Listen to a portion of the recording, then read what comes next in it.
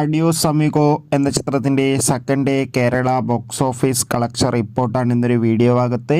വീഡിയോയിൽ വരുമ്പോൾ video like ചെയ്യുക, ചാനൽ സബ്സ്ക്രൈബ് ചെയ്യാൻ വേണ്ടി ശ്രമിക്കുക. ആസിഫ് അലി, സുരാജ് എന്നൊക്കെ പ്രധാന കഥാപാത്രങ്ങളായ ചിത്രമായിരുന്നു അഡിയോസ് അമിഗോ. ചിത്രത്തിന് ഒരു ആവറേജ് അഭിപ്രായം തന്നെയാണ് രണ്ടാം ദിവസവും പുറത്തുവന്നുകൊണ്ടിരിക്കുന്നത്. അതുകൊണ്ട് തന്നെ എല്ലാ സിനിമാ പ്രേമികളും ഒരേപോലെയാണ് ചിത്രത്തിൻ്റെ ഓരോ ദിവസത്തെയും ഓരോ കളക്ഷൻ റിപ്പോർട്ടും അറിയാൻ വേണ്ടി കാത്തിരിക്കുന്നത്.